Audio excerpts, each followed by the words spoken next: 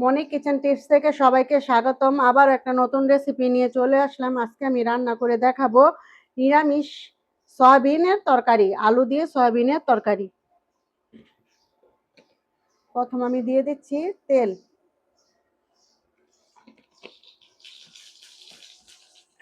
দিয়ে দিচ্ছি আলু, দিয়ে দিচ্ছি লবণ, দিয়ে দিচ্ছি হলুদের গুঁড়া।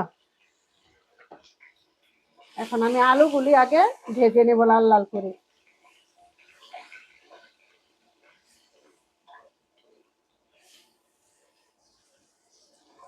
এই যে আলুগুলি আমার আরেকটু ভেজে নিতে হবে।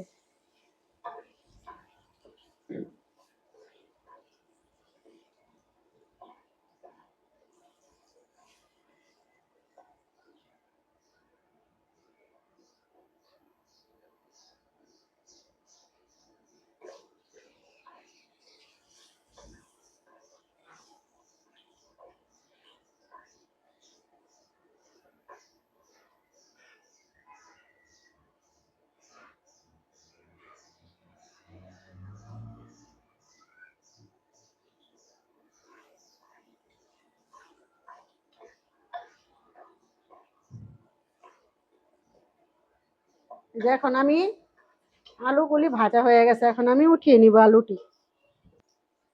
যে আলুগুলি আমার ভাজা হয়ে গেছে, এখন আমি আলুগুলি উঠিয়ে নিব। লাল করে ভাজা ভাজা হয়ে গেছে।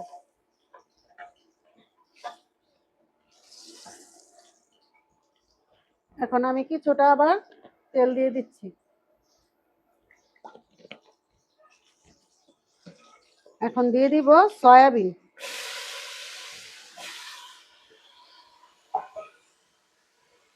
দিয়ে দিব লবণ, দিয়ে দিব হলুদের গুঁড়া। এখন আবার আমি এগুলি ভেজে নেব।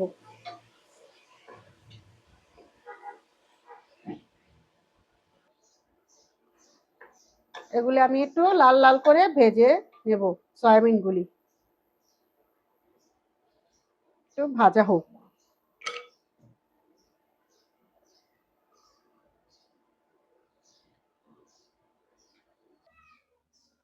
এই যে আমার সয়াবিনের ভাজা হয়ে গেছে, এখন আমি এগুলি উঠিয়ে নেব।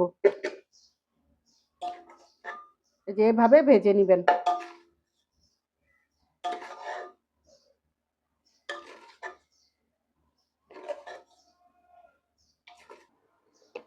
আমি এখন দিয়ে দিচ্ছি তেল,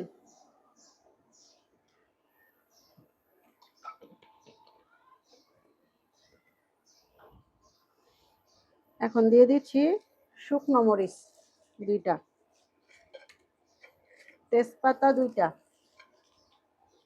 দারচিনি দিয়ে দিলাম, 4টা এলাচ দিয়ে দিলাম।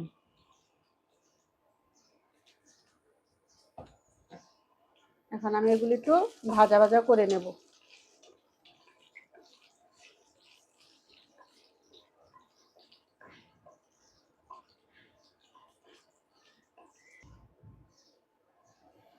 এই যে আমার এখন মরিচ, দারচিনি, এলাচ, তেজপাতা সব ভাজা হয়ে গেছে। এখন আমি দিয়ে দিব জিরা সম্বার।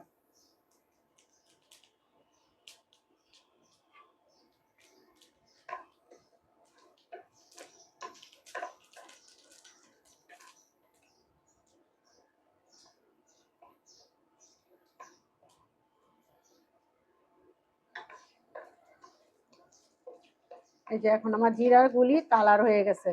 এখন আমি দিয়ে দিব জিরা বাটা, জিরা বাটা,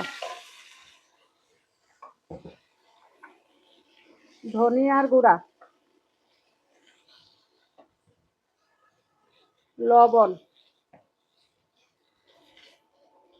হলুদের গুঁড়া, মরিচের গুঁড়া,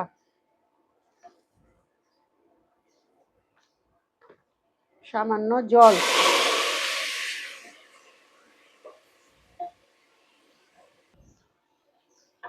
এখন আমি মশলাটা কষিয়ে নেব ভালো মতন।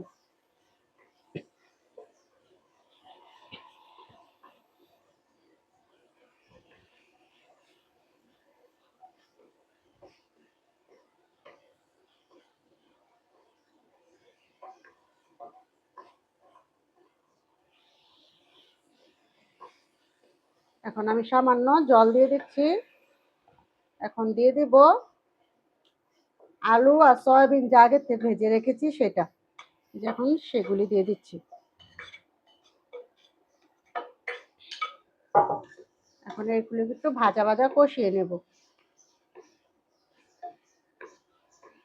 নিরামিষের দিন এরকম সয়াবিন আলু দিয়ে তরকারি রান্না করে খেয়ে দেখবেন।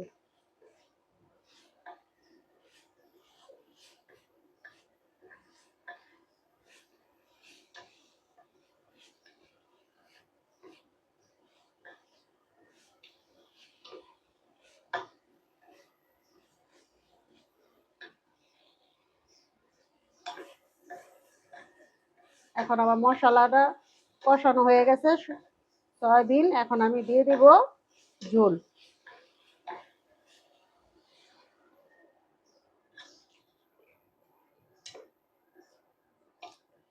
এখন আমি কিছুক্ষণ সময়ের জন্য আবার ঢেকে দেব।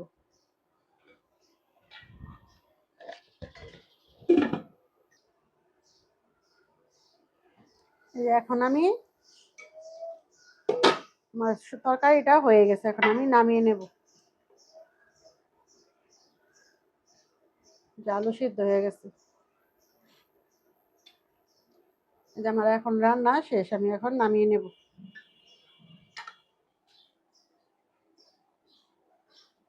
আমাদের রান্না ভালো লাগলে লাইক কমেন্ট শেয়ার করে দিবেন।